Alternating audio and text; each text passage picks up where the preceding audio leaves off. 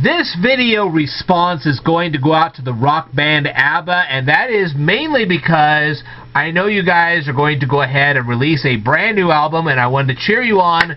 Congratulations! I'm glad to see you guys back. And also, I wanted to say to you guys that I've heard your songs so many times. I really have. I went through the lyrics of your songs. I'm going to review some of your songs here tonight. That's right, I'm going to actually review a few of them, and then I'm going to discuss some other things as well. So I'd like for you to watch this entire presentation because I have a lot of material to cover, and I think you'll find it very, very interesting. So congratulations on your new album, and I think you're a great band, and I'm going to review each and every one of these songs and give you some of the feedback that you guys really need for, you know, this kind of stuff. Alright. We're going to start with the song called Dancing Queen, and I'm going to go based on the lyrics, okay? First of all, I wanted to say this is a very, very highly excellent song. This is like the top of the tops. This is just like the songs you'd find on Saturday Night Fever from the Bee Gees. I mean, this is like platinum stuff here, okay? This is the highest grade music anybody could hear outside of Beethoven. So, yes, I give you high marks for this. You did an excellent job creating Dancing Queen, and I'm thrilled. I'm absolutely thrilled that you did it. And I know that's not on your new album, but we're going to go ahead and review it anyway. So, I'm going to ask you questions about your lyrics. That's what I'm going to basically do on this one. I will make some notations as to why I think this is such a fantastic song, why it's the gold standard, basically, why it's the platinum standard. It's actually better than gold.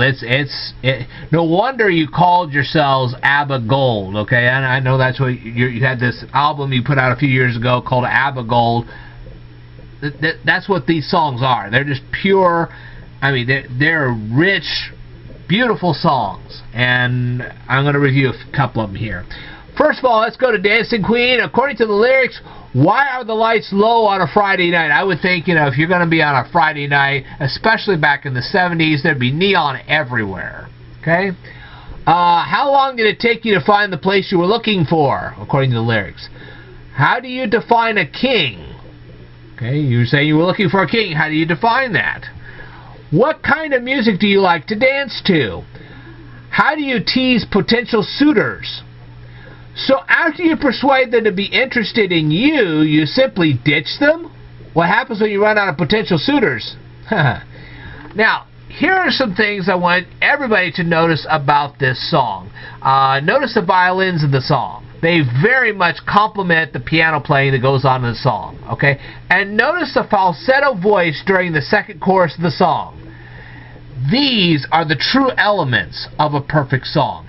When you have background singers doing things exactly the way they should be, when you have violins and trumpets and saxophones and whatever that perfectly complement the song, that's what makes it an excellent song.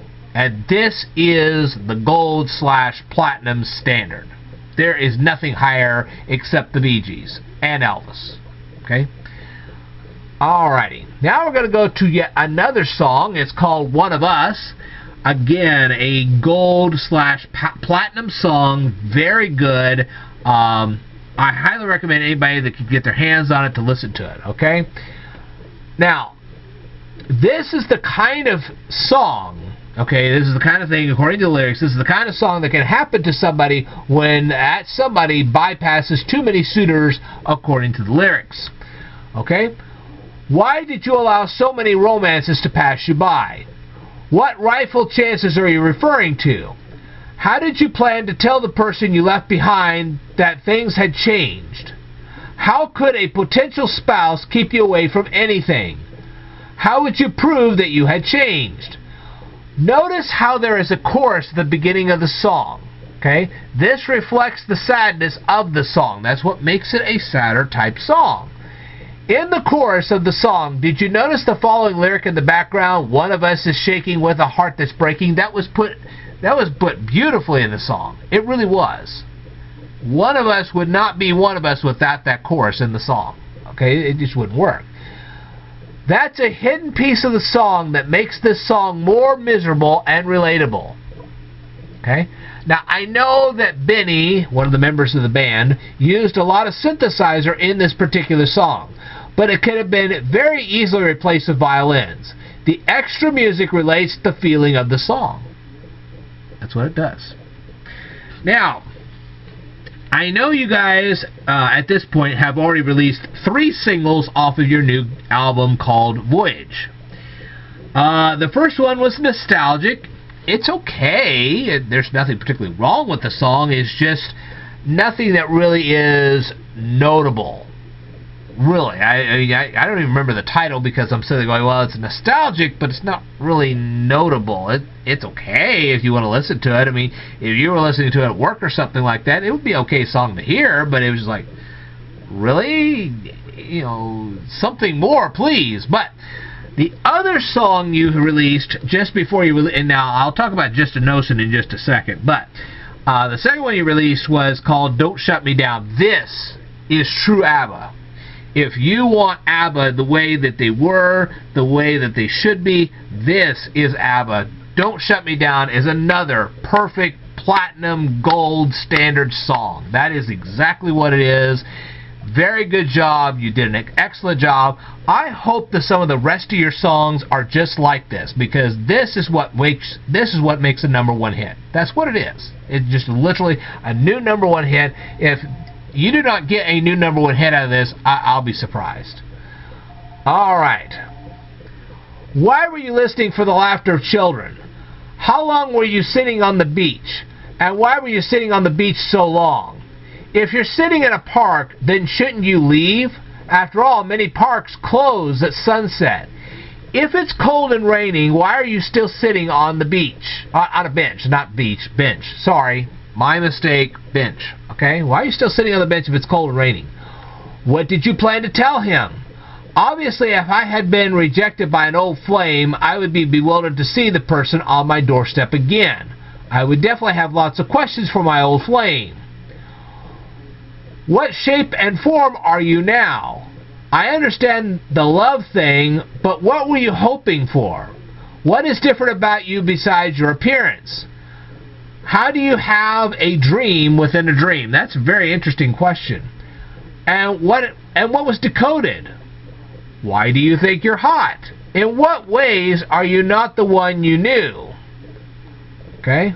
What elements of then are you combined with? I don't remember why I did that. You want me to have an open mind about what? What's different about you? It depends on what you say as to whether I let you into my apartment or not. Why are you glad that the apartment hasn't changed? So you're saying that the apartment building brings back both good and bad memories. So you become a more positive person. Okay? Why did I ask you to leave according to the lyrics? When I first heard this song and discovered that ABBA was going to release a new album, I thought that ABBA was going to release an experimental album. I didn't realize that they were going to release what they've done. And I also thought that this song was in some way trying to tell us that they hoped we would accept their experimental music. It seems that I'm pretty wrong about that. According to the interviews, that's not exactly what they're going to do. But there are a lot of great elements of this song. The piano playing is excellent, and notice the crescendo at the beginning of the song. This makes the song memorable. The xylophone also adds a nice touch to the song. And did you hear the violins? And notice the chorus of voices near the end of the song. This song is absolute perfection. Okay. Now, there's one more thing I need to talk about, and then we'll go into the rest of this video. The next thing I need to talk about is the song Just a Notion. It was just released about a week or two ago. There is nothing particularly wrong about this song either. Really, it's a decent song, but it's also not memorable, and that's the key. It's nothing bad, it's just not memorable. It's not something that really stands out in a crowd. I don't feel the sudden compulsion to buy this song like I did with Don't Shut Me Down. I rushed out and bought Don't Shut Me Down. I had no question, no qualms about it. But Just a Notion? Really? I just like, Okay? My first thought was, and there was no and. So, not a particularly bad song, it's just not all that great either. So, it's kind of mediocre, let it go. Fine, great. Anyway, so that's my thoughts on Just a Notion. But anyway, let's go into this. Now, we're now going to talk about the A-Teens. They did covers of a lot of ABBA songs, and I'm going to get into this, and I'm going to tell you why those A-Teen covers did not work. They were just, woo, they were bad. And I'll tell you why. Okay? Now, first of all, the A-Teens have good voices. There's no question about that. They have very good voices. So that is not the problem here. Okay? And I will give them one more credit. They are very good dancers as well. But what's wrong with the ABBA covers? Well, let's take a look. I seriously doubt that any member of the A-Teens can play the piano properly. I could be wrong, and if I am, I'll stand corrected. But I'm not. I'm willing to place a bet on that. And why would you want to dry out a song? No violins and nothing else to add richness to the song Dancing Queen. Why would you serve dry soda crackers to people in a groovy party? That sucks. Okay? Personally, I've heard better songs than what they did on K-Tel Records. And to add insult to injury, they make the music video to Dancing Queen with a huge reference to the Breakfast Club. It had nothing to do with the Breakfast Club at all. Dancing Queen was a disco hit. It was combined with Saturday Night Fever. That's what it was. Why change it? There was no reason. Okay? The themes of the Breakfast Club had little to do with the song Dancing Queen, except for the character of Claire. Now, if you associate that with the character of Claire, then it has a little bit of meaning, but that's about, I could see the character of Claire teasing suitors. I could see that.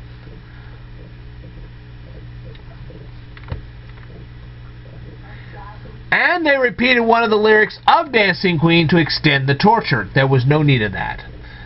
That's the equivalent of extending the Michelangelo painting of the Sistine Chapel.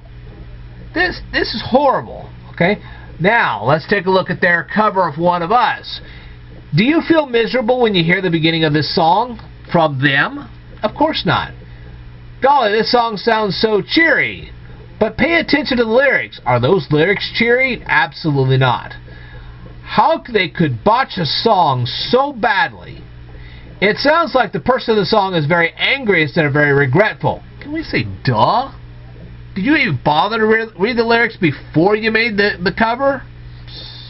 Of course not. Why would you do that? Okay?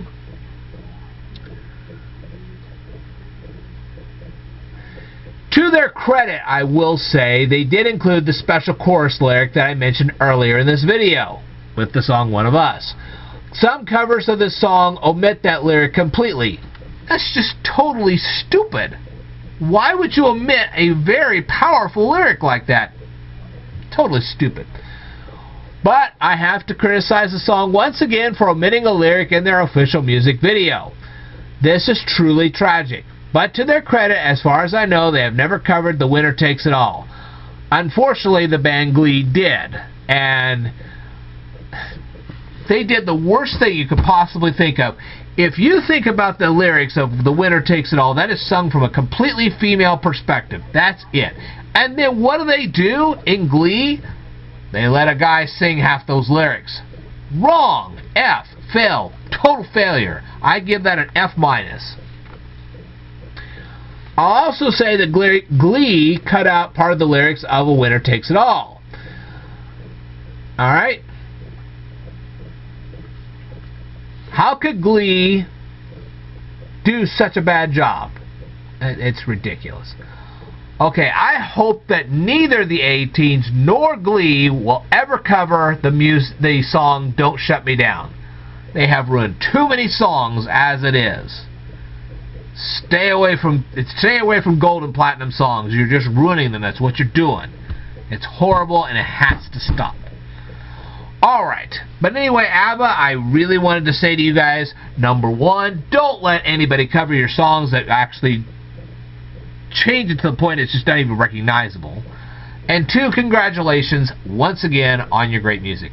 Alright, this is Ted the Speed Learner signing off.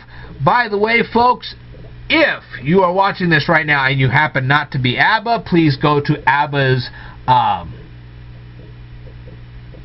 YouTube page, whatever, and watch their videos, rate their videos, comment on their videos, subscribe to their channel if you like, and more importantly, tell them that the Speed Learner sent you. Alright, I will tell you more in a future video, so I'd like for you to stay tuned.